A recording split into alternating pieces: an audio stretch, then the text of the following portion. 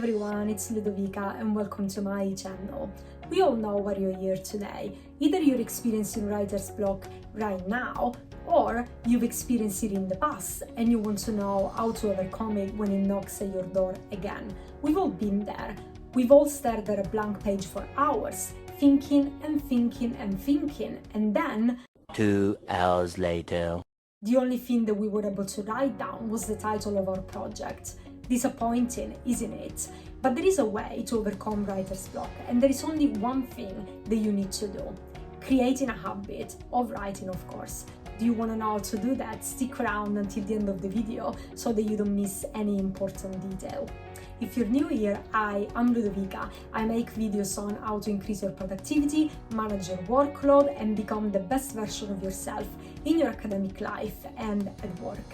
Please subscribe to my channel by clicking the subscribe button down below in the description box and like this video. This will really help my channel grow. Now, let's dive into today's topic. I'll start with explaining what writer's block is, and then I'll talk about creating a habit of writing as the single most important thing that you can do when trying to overcome writer's block. I will also tell you about the only thing that you should never do when you want to write something. And at the end of the video, I'll give you more practical tips that you can implement right now to become a better writer and sustain a good habit of writing. What is writer's block? Writer's block is a condition primarily associated with writing in which an author is unable to produce new work or experiences a creative slowdown. This creative stall is not the result of commitment problems or the lack of writing skills. So this means that writer's block is not the same thing as procrastinating or lacking the relevant skills, in this case for writing. The condition of the writer's block changes from difficulty in coming up with original ideas or to being unable to produce work for months and even for years. So there can be all sorts of causes that trigger writer's block. We can have creative problems with an author's ideas, stress, life changes, and so on. The cause that captured my attention while I was reading on the topic is fear of taking a risk, which James Adamo cites in his book Conceptual Blockbusting. This is going to be central when we talk about creating a habit, because a good habit of writing is going to prevent exactly that, being scared of a blank page and of taking the risk of putting your ideas on paper.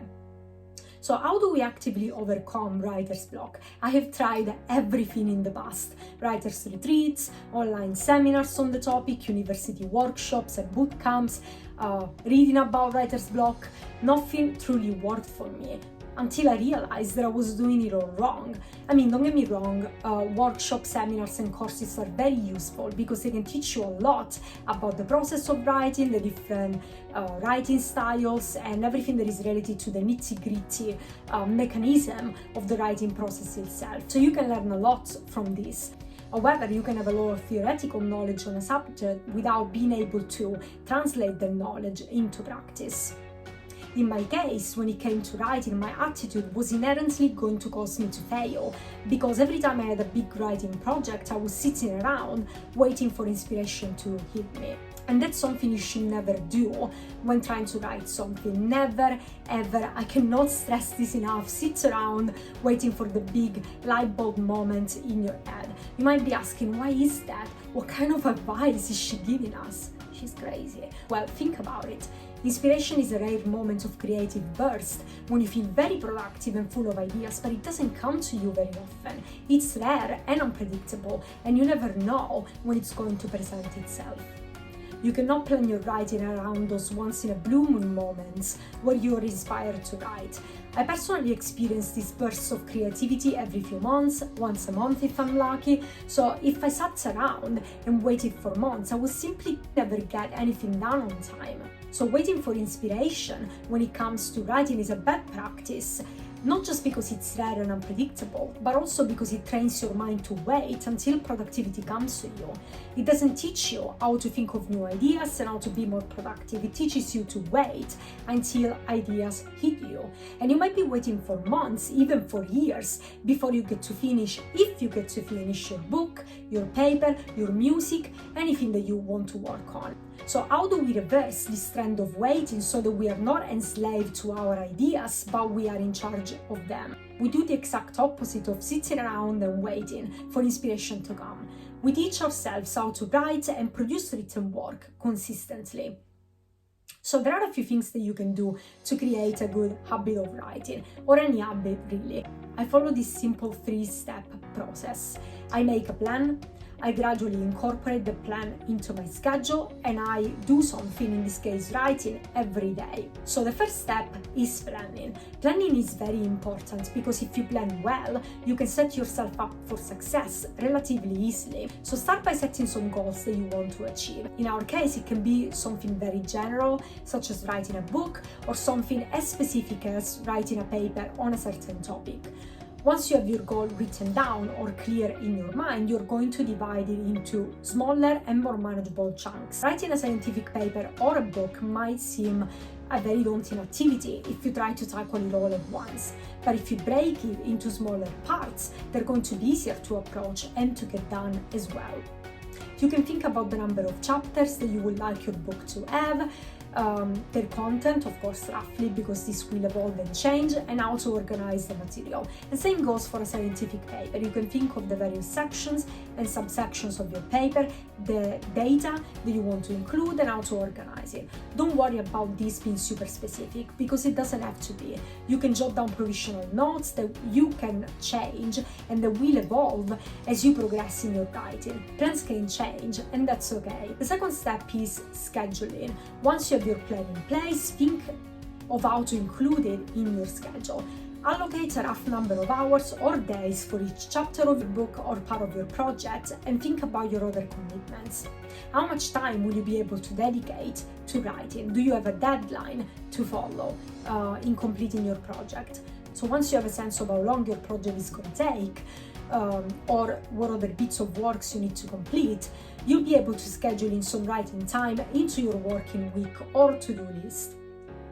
So the third step is the most important one. So when you do the allocating or scheduling, make sure that you schedule in some time for writing every day. It can be any amount of time that you want, an hour or two, anything that you think it's manageable and will work around your other commitments. Now, things will vary from person to person according to what they do. If you write books for a living, if you're an author or a university researcher like me, you will have a lot of writing to do, and you need to adjust your schedule accordingly. If you only write occasionally for work, so if you work on the odd project that requires writing, you're going to have to dedicate less time. So regardless of your situation, make sure you are as consistent as possible. A little goes a long way, and even if you write every day for half an hour or an hour, you're going to build a good habit of writing in no time. First, your results are probably not going to be stellar. You might only write a few sentences and they might not be as perfect as you want them to be. But the more you do it, the better you will become at it, so the easier it will come to you. Doing something consistently is important because it trains your brain to be on task, and it teaches you how to deliver results efficiently and consistently. If you know that you need to do an hour of writing every day, and if you stick to your schedule, you're going to produce some written work every single day, no matter what. The first draft might not be perfect, but you will have words on paper that you can edit and redraft later on. By getting into the habit of writing and doing it consistently, you're teaching yourself that whenever you sit down with the intention of writing, because you have that in your to-do list, you are going to produce written work, no matter what. And you're going to do it naturally because it's become a habit for you. So make a good plan, divide it into smaller chunks, incorporate the plan into your daily routine, and do it constantly, every day, if possible. This is what is going to give you results. Finally, I will give you some additional tips that can help you with your new habit of writing. So first of all, have a nice space that makes you feel productive.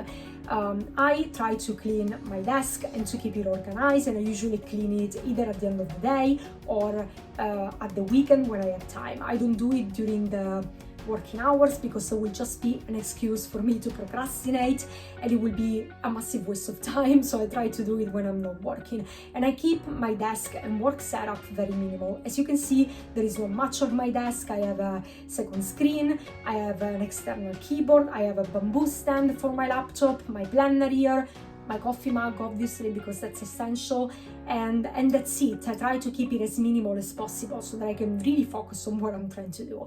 And I also try to make my space nice. For example, I light my candle every once in a while, as you can see, because it makes my place smell nice, and it actually makes me want to be there, sit there for hours and do whatever it is that I have on my to-do list. So have a nice space, because I guarantee you that that's gonna make you more productive. Second tips, and this is probably the most important one, the most important piece of advice that you can receive when it comes to things like writing: don't compare yourself to others. Every person's journey is different. You might think that some people are on top of things, that they are always productive, that they're never tired, that they are constantly writing or doing whatever it is that they're doing, and you might feel a bit overwhelmed. You might think that you're not as productive as them, or that your work is not as good as their work. There is nothing worse than comparing yourself to others, because you're gonna waste a lot of time thinking about what other people are doing, and when you could use the time to actually get some things done. And also, comparing yourself to others is not good for your mental health. It just makes you anxious, so try not to do that as much as possible. Third piece of advice: don't strive for perfection. Remember that everything that you write is a tangible thing that can be improved.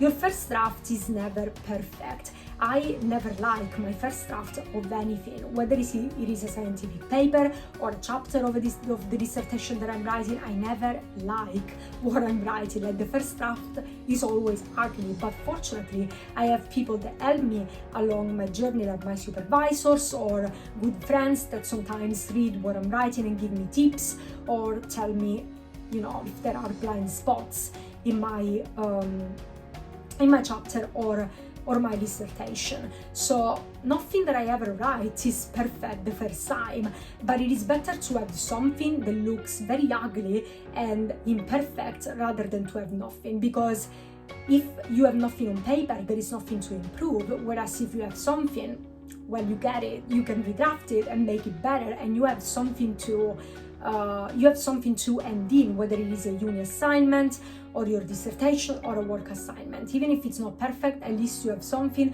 and at least you will have met your deadline and delivered on time. Last piece of advice: be kind to yourself. You're trying, you're doing the best that you can, and that's it. There is enough. This is the only thing that matters. If you're showing up every day, doing your work, following your to-do list, this is it. That's enough, and you're doing the best that you can. Also, it is important to understand that negative self-talk is very powerful, because your mind is going to believe every single thing that you tell it. So if you tell yourself that you're not good enough, that your written work is not good enough, that you're never going to become a writer, that you're never going to publish anything, that you're never going to, get around and complete your project, whatever it is, if you tell yourself that you're not capable of doing something, you are going to believe that, and you are going to prevent yourself from even trying to do whatever it is that you're trying to do.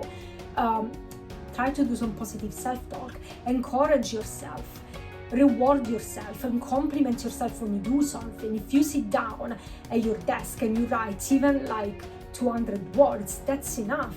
That's some work that you've done, and you need to congratulate yourself for what you've been able to accomplish and complete in one day. Even if it doesn't seem much, you need to be kind to yourself, because if you are, then you're going to want to do it more, because you feel better about yourself, and the next day, instead of writing 200 words, you will be writing 1,000, 2,000, and so forth. So please be kind to yourself. Self-talk is very powerful, and you have two choices. You can either talk negatively about yourself or positively about yourself. Try the latter and let me know if you notice any difference. So this concludes today's videos. Thank you so much for watching, everyone. I hope you enjoyed the video, and if you did, please like it and click the subscribe button in the description box below. Next week, I'm going to post a video about how to survive your PhD. So I'm currently completing my PhD in the UK, and well, let me tell you, it's not easy. There are a lot of challenges to overcome, and sometimes the whole process can be very daunting and overwhelming, and I am basically 2/3 into my PhD. I will complete it in roughly a year or something, so I think I have compiled a big list of tips and like pieces of advice that I can give you if you're doing a PhD and you feel a bit overwhelmed, or if you're thinking of doing a PhD. If you want to know more about how to survive your PhD, ring the bell in the description bar below, and you will be notified when I post my video on how to survive your PhD. So if you ring the bell, you will be notified actually whenever I post any video. So thank you so much for watching, and I'll see you in my next video.